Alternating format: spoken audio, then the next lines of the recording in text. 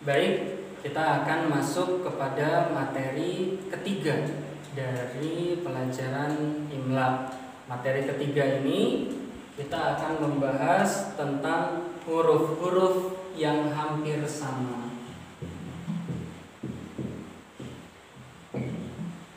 Huruf-huruf yang hampir sama.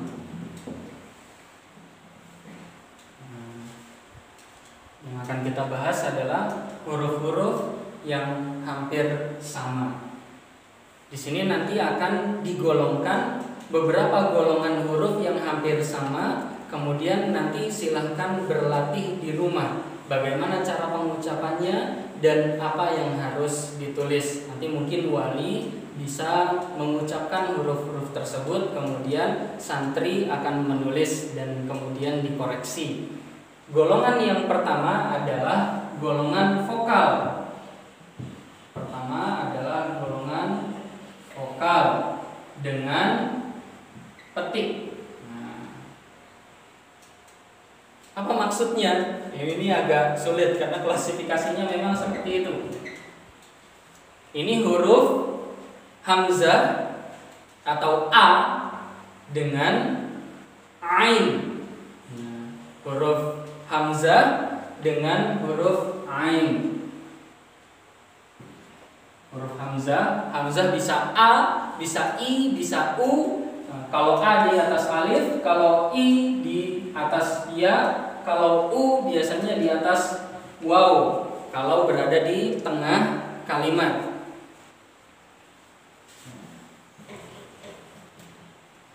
Jadi hamzah dimanapun tempatnya, apakah dia sendiri di atas alif, di atas ya, ataupun di atas waw, itu pelajaran tingkat lanjut, maka dia dibacanya jelas a. Untuk melatihnya biasanya 4 jari ini masuk ke dalam mulut. A. Beda dengan ain. Kalau ain ditekan di tenggorokan. A. Persamaannya dengan ain. A dengan a. Kemudian i dengan ain. U dengan au. Ini diperhatikan betul ya. Apalagi nanti kalau sudah menjadi sukun. Ya. Ma'wa dengan ma'wa. Nah, berbeda. Tapi kadang-kadang hampir sama, maka perlu dibedakan. Ya. Contoh yang lain adalah ma'rifatun dengan ma'rifatun. Beda. Diperhatikan, kemudian dihafalkan. Bedanya di mana? Didengarnya seperti itu, dilihatnya seperti itu, perbedaannya apa saja, ini perlu diketahui. Kemudian nanti ketika menulis perlu sadar ini hamzah atau ain. Kemudian yang kedua adalah golongan T. Golongan T. Apa saja golongan T? Ada ta.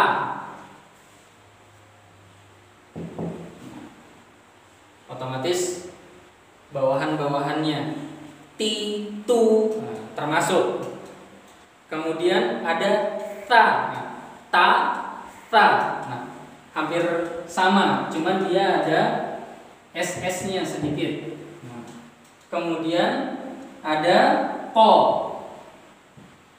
Kalau ta bisa digambarkan seperti ini ya. Ta, ini, kemudian sa, kemudian o. Ta, to. Ini karena takut tidak muat, maka ini saya hapus. Kemudian golongan selanjutnya adalah golongan S. Yang ketiga adalah golongan S. saja S? Coba. Apa? Ayo. Sa, betul. Ada sa. Kemudian ini kurang ke atas. Ada sa. Kemudian ada yang mirip sa, sya. Nah, ada titiknya 3. Kemudian tha. Nah, tha itu antara T dengan S. Tha karena dia ada SS-nya tadi. Tha. Nah, kemudian ada so. Ada so. Kalau dituliskan ini S biasa, sa, ini SY, sya, itu ya. Ini TS, sa. Kalau ini SH, so. Kalau dituliskan kurang lebih seperti ini. Ya. Baik, dihapus. Kemudian golongan selanjutnya adalah golongan D. Yang nomor 4 adalah golongan D. Apa golongan D? Ada huruf yang dengan D apa? Huruf dal. Ya. Otomatis temannya apa? Zal. Ya. Kemudian ada huruf dot. Kalau ditulis ini da, ini dz, za, ini dh, do, da, za, do, di, vi, zi, di, mohon maaf, di, kemudian du, zu, bu. Nah, maka ini perlu dibedakan.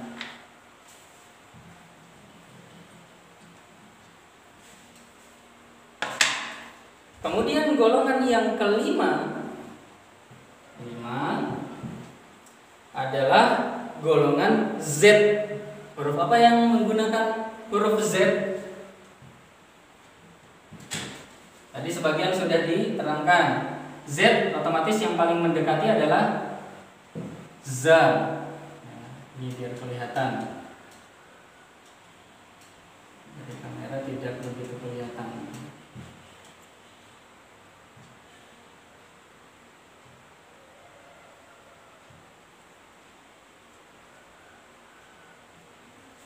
Ini ya. Ada huruf za. Dia menggunakan Z. Za. Ada huruf apa lagi? Huruf za. Betul. Nah, yang tadi di atasnya sama. Dia D Z. Nah, ada Z-nya. Za. Kemudian huruf apa lagi? Huruf temannya to apa? Zo. Z, H, O. Nah, ada Z-nya. Sama-sama ada Z-nya. Ini golongan kelima. Sekarang yang terakhir, golongan ke-6. Kira-kira apa ya? Golongan ke-6, huruf-huruf yang memiliki kemiripan, yaitu huruf K. Huruf K ini apa saja yang mirip? Ada kaf, ada kof. Walaupun ini mungkin beda, ini K, ini Q, tapi penyebutannya dan didengarnya dia hampir sama, antara K dengan ko, Ki dengan Q, Ku dengan Ku. Maka adik-adik sekalian harus bisa menghafalkan, kemudian menelaah, kemudian setelah menelaah latihan yang banyak agar tahu yang ditulis ini apa? Apakah ain, apakah hamzah, apakah ta, apakah tha, apakah to. Ya. Kalau nanti sering latihan, maka mohon kepada para wali dibimbing santri-santrinya, calon santri ini untuk banyak-banyak latihan huruf yang hampir sama agar bisa membedakan penulisan huruf hijaiyah. Mungkin sekian materi kita ketiga. Insya Allah ini materi pendahuluan paling dasar sekali. Dari tadi bahwasanya imla itu mudah, yang pertama, kemudian yang kedua tentang bagaimana menulis imla agar tidak lupa-lupa, agar tulisannya benar, agar memperhatikan dengan baik, dan yang ketiga adalah huruf-huruf yang hampir sama. Ini materi ketiga, insya Allah akan kita lanjutkan ke materi-materi yang selanjutnya, dan mohon untuk latihan awal maka para wali membimbing para santri di rumah dengan diberikan kalimat-kalimat yang menggunakan huruf-huruf yang hampir sama. Sekian, assalamualaikum warahmatullahi wabarakatuh.